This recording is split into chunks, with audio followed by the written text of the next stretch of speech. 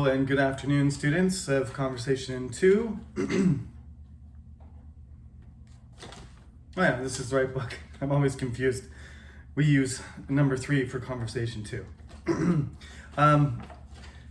You probably noticed there's a bite out of that. I do have a dog, but that's not what happened. But anyway, I'm not going to replace my book. We're on Chapter 2. Let's just, as we normally do at the beginning of the class, usually we just do a little warm up and say, how was last week? What's up? Talk about something, current events, something like that. There's always a bit of disconnection when I don't actually meet you in person, so I can't really say, hey, good morning, and you can say, good morning, professor, and how was your weekend? And you can say, oh, it was great, I went here, and there's a lot of international students in this class, so you might say, yeah, I found a new place to hang out in Daejeon, or can you recommend somewhere to go in Daejeon? Because, or you went up to Seoul, or you went to Korean National Park, or whatever. We don't get to do that little, warm-up exchange, unfortunately. Another one of those things that's missing when you're doing a recorded lecture, even on Zoom. People don't really, it's one of this, the things. It's real time, but people on Zoom, there's 20 people.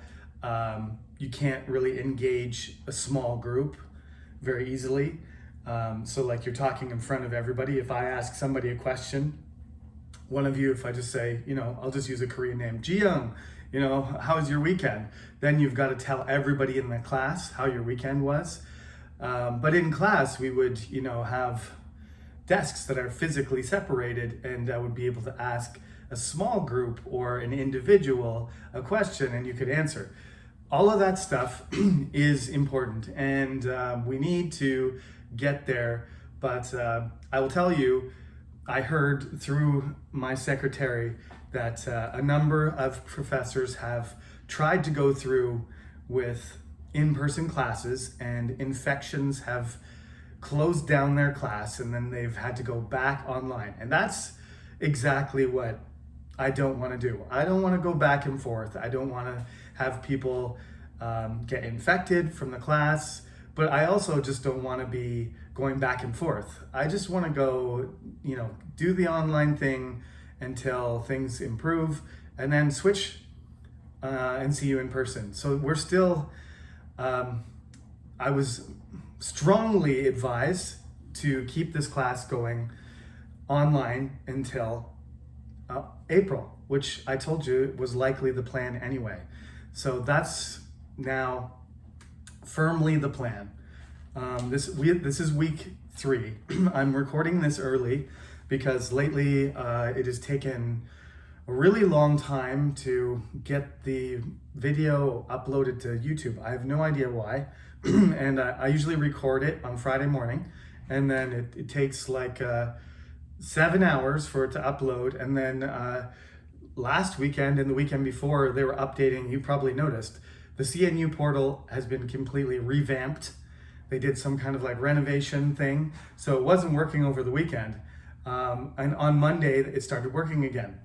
Hopefully you can figure it out. You can click and change it to English if you want.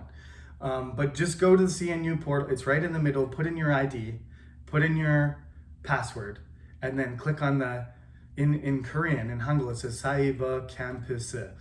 Click on that, and then you'll be like, oh, there you go.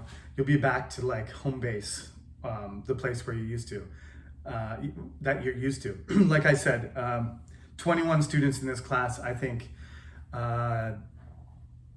17 of you are international students out of the total. There's 4 or 5 Koreans. So if you're an international student, it still works. It just looks different. Just get past that splash screen with the, time-lapsed picture of all the cars at the front gate of Chungnam, and then you'll be able to access the familiar, layout of our class. So just come to our class, click on the same, lecture, complete the lecture, and submit like usual. So the plan is the same. Since we do have this like regular routine, and until the midterm, this is the time of the class that if it is going to be online, it's not as serious, because when we do presentations, and once you're familiar with some of these topics, when we get in the classroom, we'll have a chance to discuss and ask questions and give answers and practice with each other in real time, right? Back and forth and split into groups. So things have not improved. I think we're getting close. I'm not a government. I'm not working for the Ministry of Health. I'm just saying, I think we're getting close to the peak, right, of the 7-day average. I think we're getting close to it, and that in a few weeks it'll start to come down, and that will be the time for us to meet each other in person. Okay, so bear with me. Just updating you on that. Today we're doing chapter 2. Remember, today your second assignment is due. You did the self-introduction was the first one, and the second one was world languages. I explained all about that and posted. And this is the third week, and this is your third submission. And this is homework for practice, right? This is not meant to be stressful, and I'm not grading these things. I just want to read them so that I can see what I need to address, okay? So I haven't read them yet, but I'm gonna start reading them this week. And it's not that I'm gonna give you personal feedback unless you ask me. If you say to me, Professor, what did you think of my answer, my response, or I have a question about this topic, email me, and either if it's a good question for everybody, I will answer in the lecture, and if it's something specific to you, then I will talk to you about it, okay? So otherwise, I'm just going to look at everybody's responses, everybody's answers, and I'm going to say, okay, most of you have this problem, most of you need to work on this, some of you need to work on this thing. Don't forget about this, don't forget that you need to, you need to start and end each answer, right? You need like sort of a, we'll talk about this later today, but when you're in an interview, somebody asks you a question like, what do you think about this? You're gonna say something like, well, in my experience, you're gonna lead into your answer like that, right? Or if you don't have much background, or you don't have an initial thought about it, it's like, well, I've never thought of it specifically, but now that you ask me, like you sort of, if you are ready to answer a question, you get right into it by putting it into some sort of context, right? Actually, I have a good example. So, world languages, right? In my case, if somebody asked me a question, Jeremy, what world language are you most interested in? And I said, well, English is my first language, French is my second language. I've lived in Korea, so I'm interested in all those 3 languages. But since I'm supposed to choose a language I'm not familiar with, I would like to choose German. Okay. I haven't thought about this in detail yet, so I'm gonna have to improvise. But the reason is because often German culture is portrayed because of the last century of World War, because of Nazism, and because of Hollywood using Germans as villains, and because often you have people, videos of Germans shouting, and you see, film clips of World War II and stuff like that. That's the exposure you get of German. I want to know German because I want to know the German of the philosophers. I want to know the German that Otto von Bismarck used for politics. I want to know the German of Heidegger and Hegel and Martin Luther the father of the Reformation. I would like to know about that German. I don't really, I mean, I've heard a lot of angry, yelling, villainous sort of Germans, but there's a German professor who teaches. Some of you may be taking his class, Dr. Huber, and whether he speaks in English or in German, he's very soft spoken, and his German sounds very nice, very gentle and very friendly. So I'm interested in German because some of the words are just, they're similar to English, but they got a little bit of a harder sound. Das gut, that's good. To me, it sounds a little bit like stronger, but I like it. My daughter likes to, instead of saying that's, for some reason, my daughter likes to say das, as you would say in German. Anyway, back to the topic at present. As we get closer to the midterm and we talk about how to approach the midterm exam and the questions, I think, especially if we do get into the classroom, we'll talk about how to start your answer and how to finish your answer. Right now, I just want you to get some ideas and organize them, and then show it to me in writing, because that's the only way I can get something from all of you, right? So when it comes to fashion, this is week number 3. I didn't put the topic up there. I'm pretty negligent about writing the topic. Sometimes you might even notice that I've forgot to erase the topic from another class. So pay attention to what I'm actually saying and what the title of the video is, because sometimes I get mixed up there. But we are talking about fashion today. I'm not a fashionable person.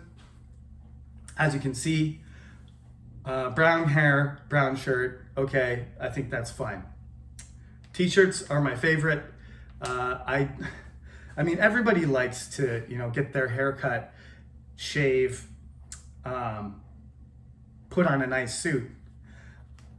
I'm not comfortable in it though. It looks good, but I'd rather be comfortable. And I think that's one of the advantages of being a professor is that you don't have to wear formal clothing. Lots of older professors do like to wear suits. And I probably will. I probably will wear a suit occasionally this semester, but honestly, the truth is, recently I've gained weight. I'll be honest with you, because I don't care. Some people care about their, what people think, how their appearance, but it's true. Most of my suits are too tight, and I refuse to get them refitted. So I have to lose weight. I need to lose weight anyway. So in order for my nice clothes to fit me, I'm going to have to exercise and eat properly and take care of myself. So there's my motivation. I have a closet of suits. So maybe by the end of the semester, I'll be able to wear one of my suits, and you'll be like, "Oh, professor, you look better than usual." And I'll be like, "Yes, I lost 5 kilograms." It'll be a win-win situation. So when it comes to clothes, everybody has a fashion sense, right? This is what we call it in English. Some people just aren't good at it. It's a skill. It's a skill. It's a knowledge. I mean, it's a skill because some people design clothes, right? A fashion designer. But if you're good at pairing clothes and you're kind of like a fashion advisor, a stylist, it requires some training, and I think there's some talent involved in it. It's a skill and there's knowledge. And I'm maybe not naturally good at fashion, but I also don't pay attention. So there's 2 reasons why my fashion sense is terrible. If you love fashion, you're much more likely to have a sense of what looks good and what doesn't look good. There's also, there's people, if you want to be really fashionable, there's also this element of risk, right? Somebody can't say, Jeremy, you look ugly because you're wearing a brown t-shirt. That's not ugly fashion, it's just simple, right? But if I took a risk and I wore something really different, then somebody might say, well, that's just too, those colors are too loud, or that's obnoxious, or that's a weird shape, or that looks really uncomfortable, or what are you trying to do? Are you trying to get attention? So that's the conventional way that people talk about fashion, right? You go shopping. If you like clothes, you go shopping. You go with your friends or your family. You go by yourself. You shop online, and you look at clothing, and you decide what you want to wear, right? So when I ask you what your opinion is about fashion, you're going to have, obviously, these are all open-ended questions. Interview questions can be either open-ended or close-ended, right? But often they're open-ended because the interviewer, doesn't matter if you're applying for a temporary position, a career, or you're being interviewed, for an award, or there's various types of interviews, right? Sometimes the interview is just for a language test. It's you're getting interviewed to see the quality of your language, your English ability, your French ability, or your Chinese ability, whatever it is. When you're answering the question, if it's an open-ended question, then you have to you have to make a decision, and then you have to develop an answer yourself, right? If I say, what do you think about fashion? You can't say no. If I say, do you like fashion, or are you interested in fashion? You can say, yes, I am, or you can say, no, I'm not. But if I say, what do you think? Or what's your opinion about fashion? Then you're going to have to express your opinion or tell me what you think. These are the open-ended questions. All of the interview questions are like that. There's no yes or no close-ended questions in this class. There is in class, but in the test there are not. So you can take it wherever you want. You can say, actually, professor, like you, I'm not very sensitive to fashion, and the reason is because I'm not that interested in it. But I've always liked uniforms. I've always liked soccer uniforms and basketball uniforms. I like sports, so I like sports clothing. I like basketball shoes. I like soccer shoes, and I like jerseys and shorts and training wear. I'm likely to spend more money on sports clothes than I am on formal or dress up, what we call dress up clothes, than I am to I'm more likely to spend it on sports wear than I am on other types of clothes. I'm not going to spend $3,000 on a pair of Air Jordans. I don't know if you've seen this recently, but there's some ridiculous prices for certain shoes or like collectible items, and people pay like Sambek Manwan or $3,000, $4,000 for these shoes, and they keep them in the box and then they put them on a shelf, and they keep them forever as a collectible or something. But for me, shoes are for wearing. Shoes are functional, and for sports, I like expensive sports gear because I want it to look good, but I like the quality. I want it to be performance. I want it to perform well. I don't want to get injured. I want to be able to run faster, jump higher. I want it to take weight. I want it to last longer. I want it to be good quality. That's the most important thing to me. So that's the way I would answer the question, because I wouldn't want to get into other types of clothing like, matching colors or brands, which I don't know. If you are interested in brands and prices and places and even the promoters of clothing, like the celebrities who promote them or designers, whatever level you're interested in personally, you can talk about that part of fashion. Or you can talk about, fashion in general.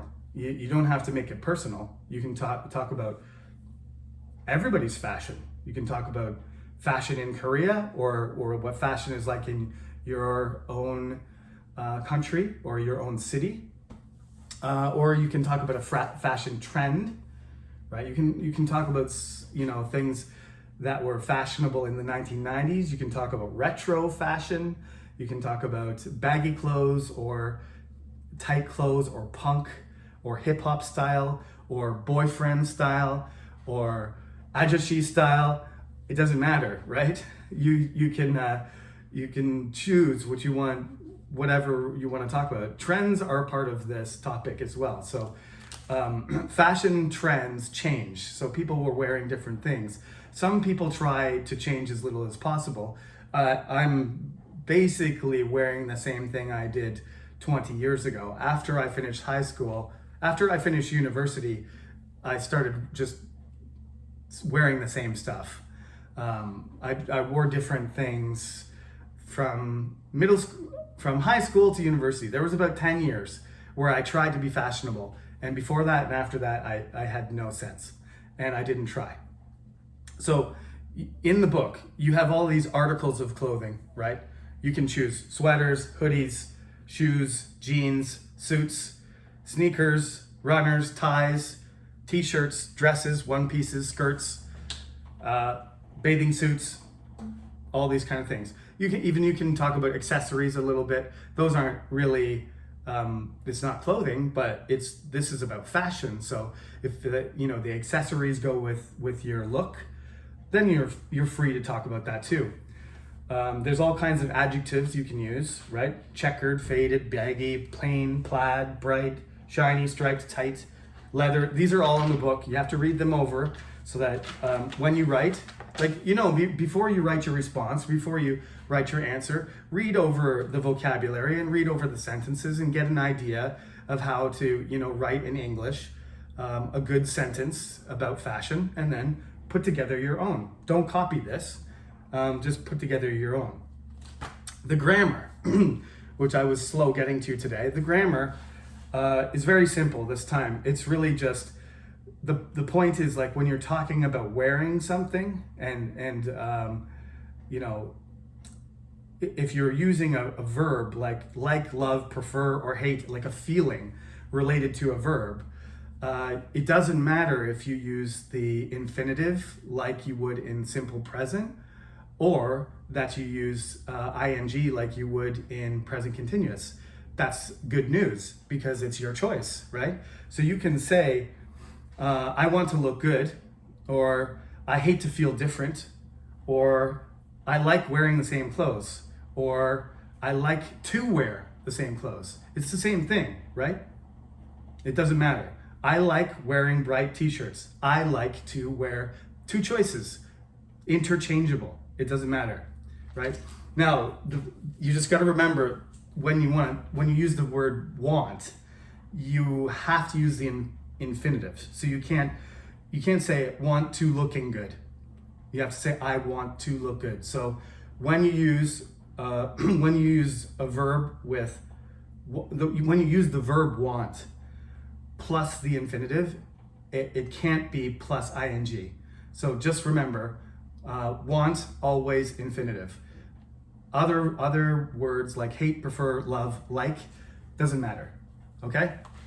I would say it's kind of like when I try to explain to people about the difference between much and a lot, right? I have a lot of work to do.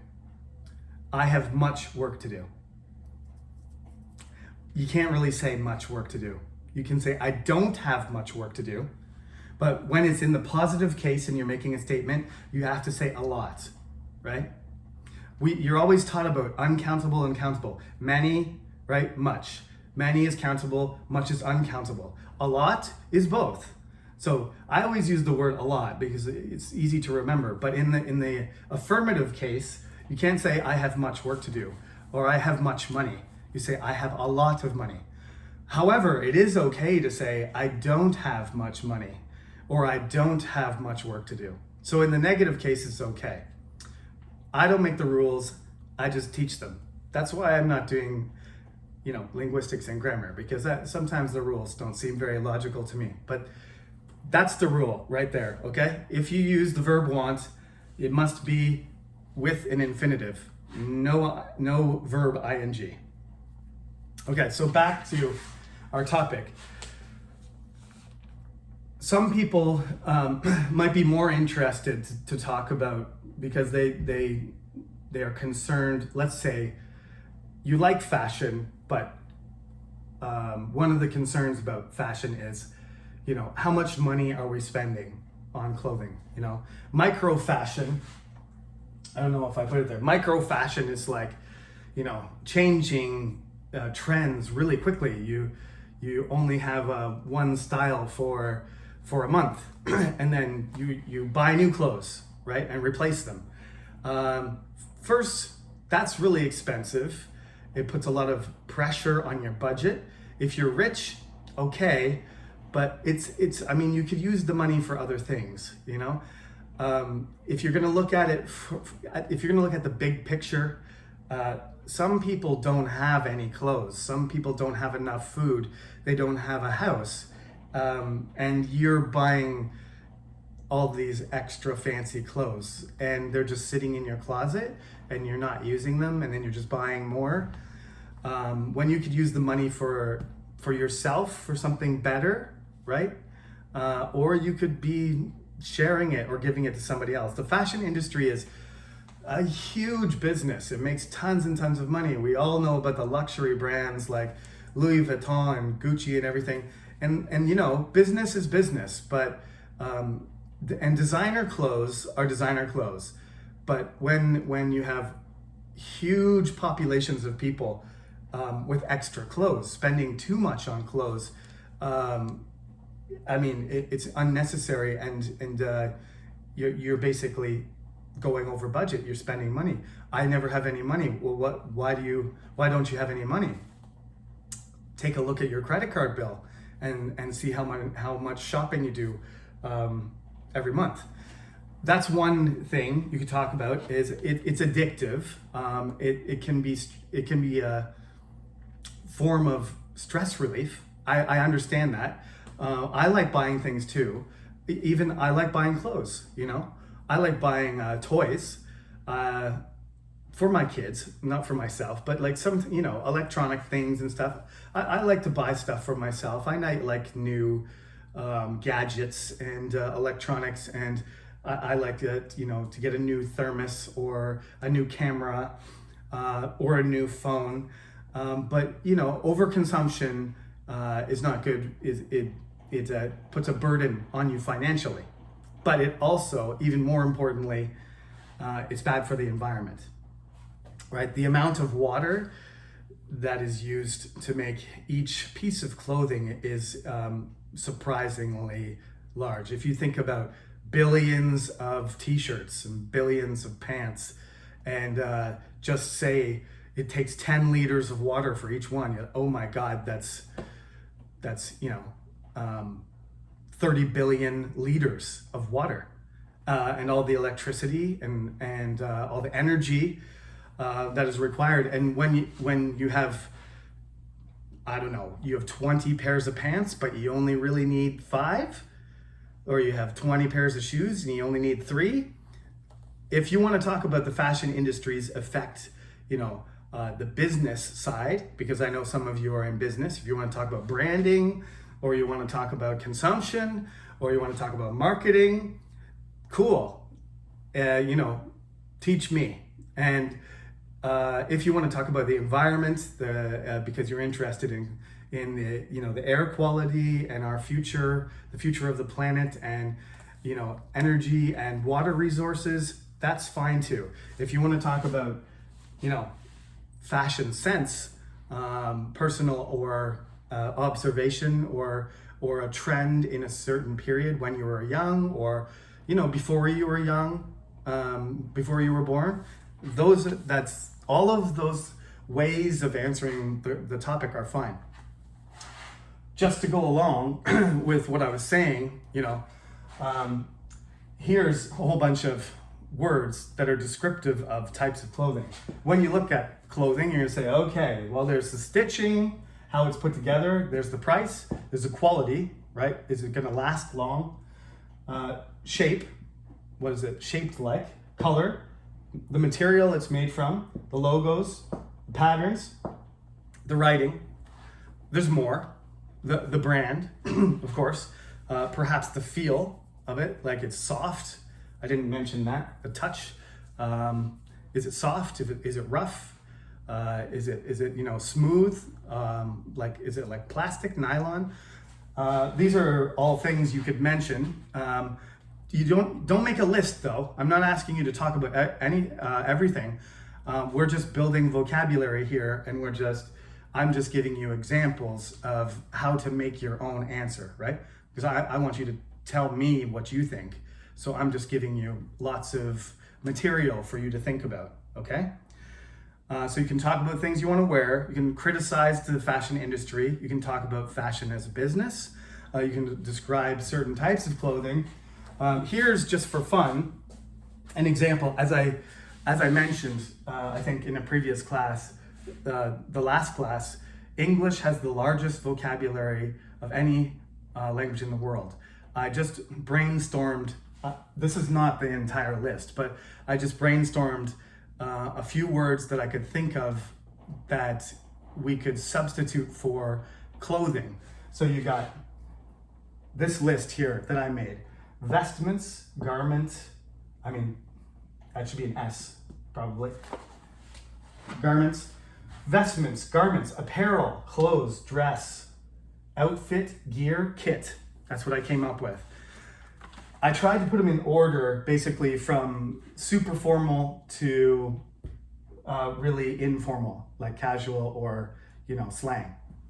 So vestments are actually, it's French, it's Latin, vestment, garment as well. These are French words. Garments, we don't say anymore.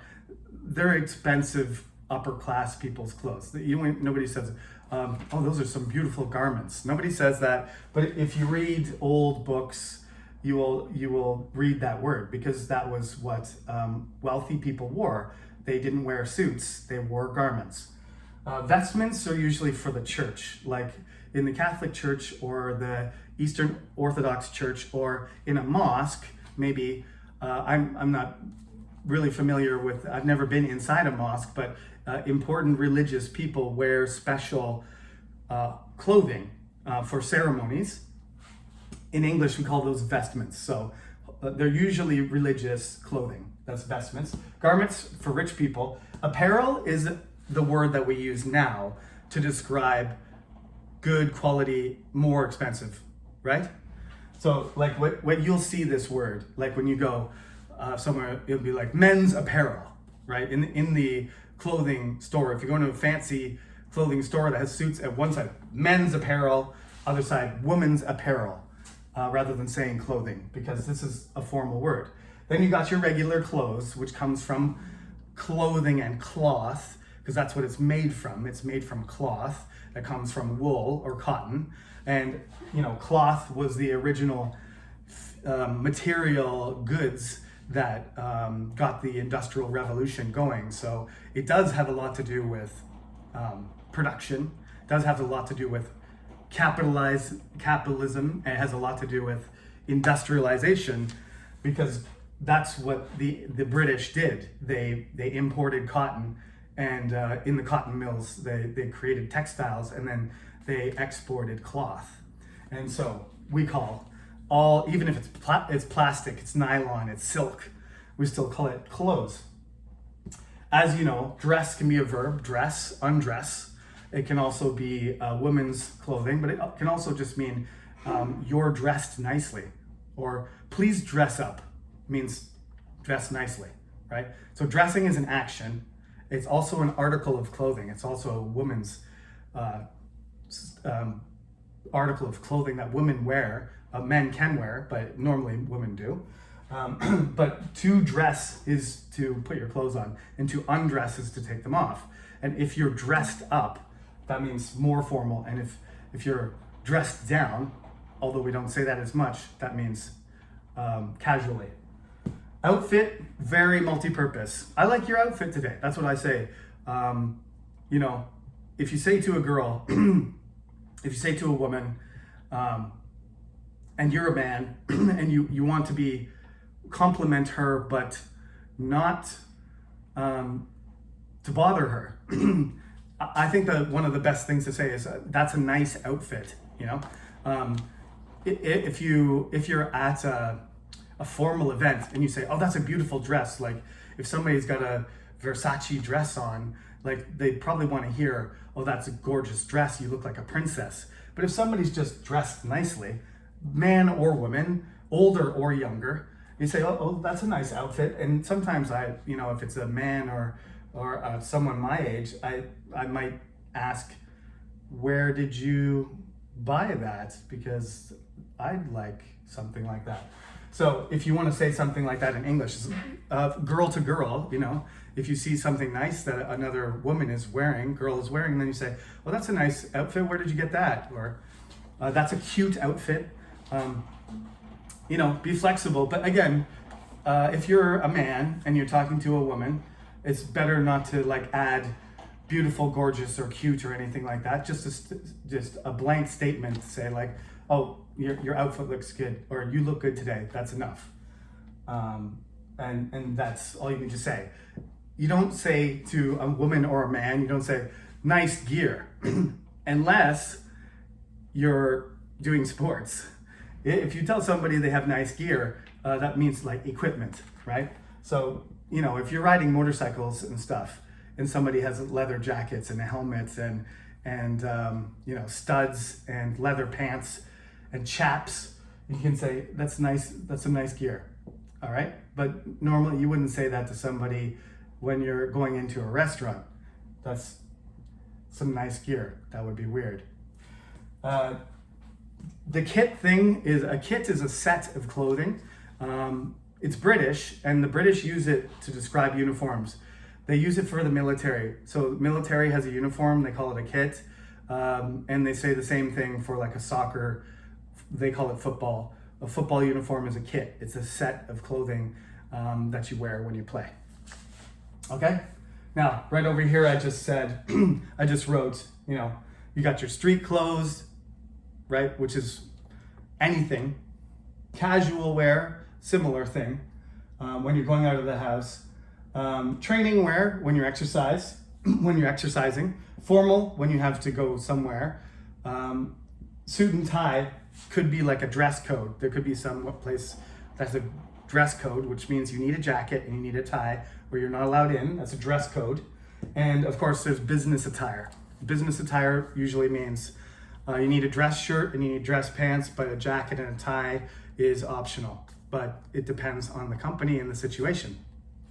So that, my friends, is fashion. They do talk about, on page 18, a little bit about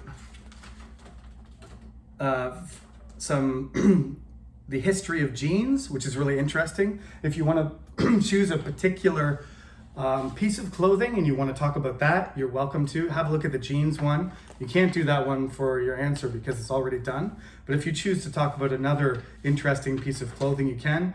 They also have, some of my ancestors were Scottish, and that's not a skirt, that's a kilt. So there are some unique clothing. Of course, the hanbok is one of them. That's one of the Korean. If you would like to explain about a particular piece of clothing from a particular culture, that's also an option. So, some people say, well, I don't want to talk about fashion. What can I talk about? I think I gave you enough options for your homework and for you to be able to give me a good answer on the midterm. So there you have it. That's lecture 3 in the books, fashion. Same thing as usual. Next week, please submit half a page, 1 paragraph on the topic. And we have another week to go before we see how things are. And then we'll make a decision. So just keep track of things and send me an email if you have any concerns. Thank you for listening, as always, and have a good weekend.